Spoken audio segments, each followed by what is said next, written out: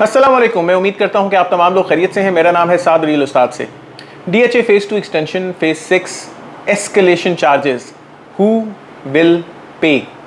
इस वीडियो को शुरू करने से पहले आप हमारे चैनल को सब्सक्राइब कर लें। वीडियो पसंद आए तो इसे लाइक करिएगा और भी लोगों के साथ शेयर करिएगा।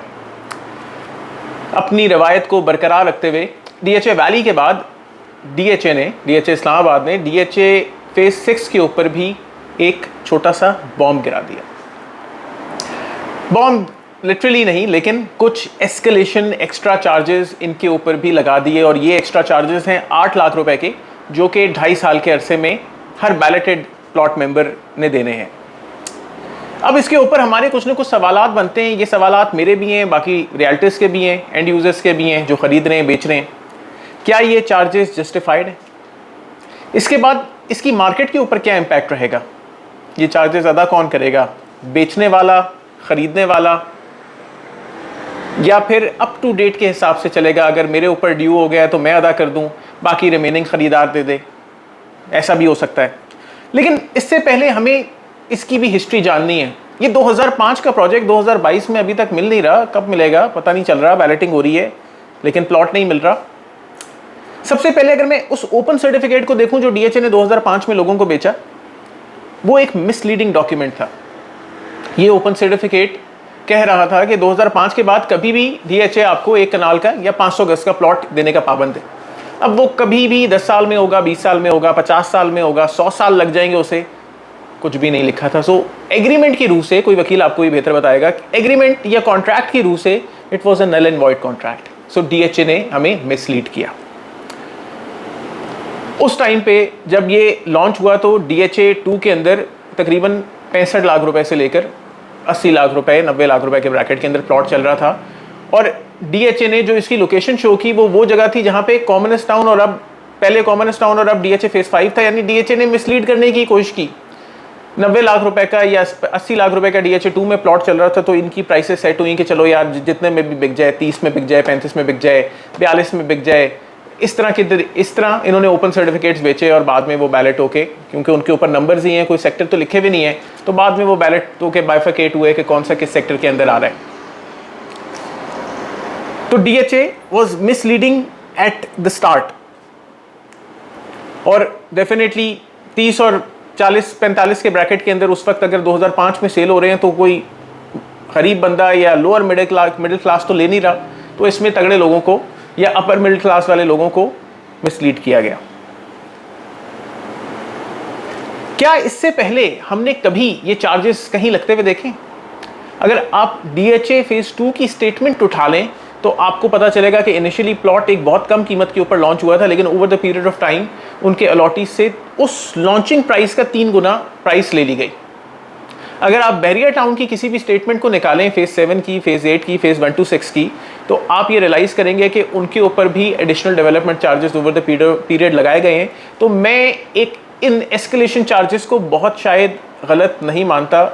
रियल एस्टेट के अंदर एक एंटिटी, एक इंस्टीट्यूशन, एक अथॉरिटी, एक प्राइवेट लिमिटेड कंपनी जब आपको एक हाउसिंग सोसाइटी दे रही होती है, उन्होंने आगे 5-10 साल का हिसाब किया हुआ होता है। वैसे तो 17 साल का हिसाब तो नहीं किया हुआ होगा किसी ने भी, लेकिन 2-3 साल, 5 साल, 10 साल का हिसाब किया हुआ होता है कि यार हमें इतनी कॉस्ट आएगी, लोगों से इतने पैसे लेने, इंस्टॉलमेंट ऐसे आएगी, लोगों को हम प्लॉट देंगे। लेकिन कभी भी ऊपर नीचे हो जाता है तो उसकी कॉस्ट बैंकरप्ट होने से बेहतर ये है कि आपसे कॉस्ट शेयर कर ली जाए, एंड यूज़र से कॉस्ट शेयर कर ली जाए। तो मेरा ख्याल है कि DHA भी इस टाइम के ऊपर DHA फेज़ 5 और DHA वैली के लिए यही कर रहा है।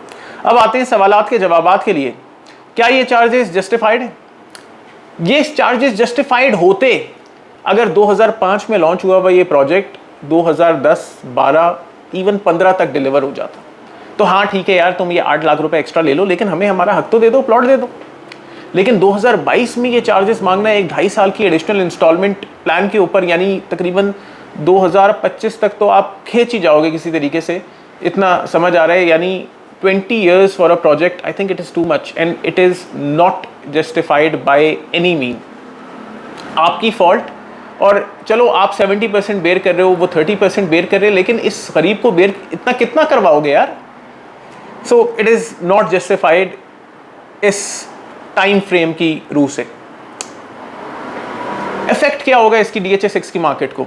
इस करंट टाइम के अंदर पाकिस्तान के अंदर सैलाब का मसला चल रहा है अनफॉर्चुनेटली। हम पॉलिटिकल इंस्टेबिलिटी के अंदर खड़े हैं। ऑल दो हमारे हुक्मरान तो नाइग्रा फॉल्स के चक्कर लगा के आ रहे हैं, लेकिन हम एक मुश्किल तरीन टाइम के अंदर खड़े हुए हैं। हम आपस में यूनाइटेड ही नहीं है, छोटी छोटी चीज़ों के ऊपर लड़ रहे हैं। एफबीआर ने मुश्किल तरीन टाइम दे दिया रियल एस्टेट को।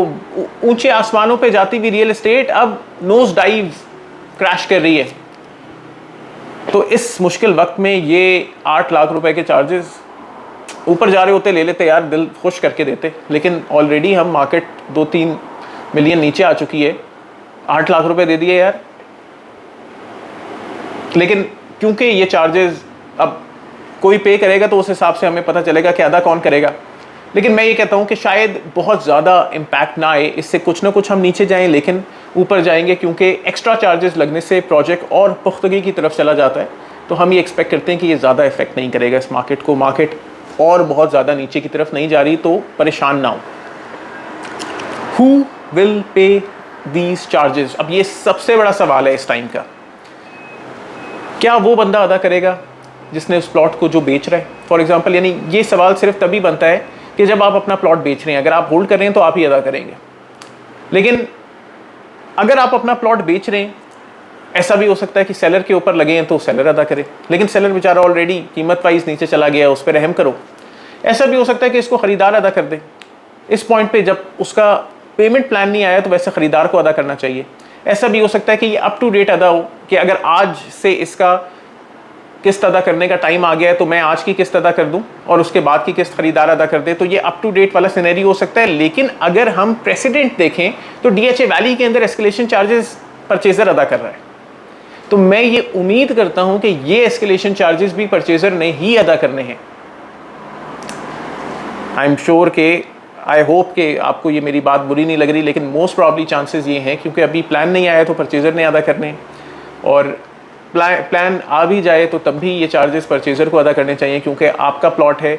जितने प्राइस में भी आप एक 50 में ले रहे हैं, ये 8 लाख रुपए over the period of 2.5 years आपने अदा करने हैं, क्योंकि आपके चार्जेस हैं, आप इस प्लॉट को ख़रीद रहे हैं।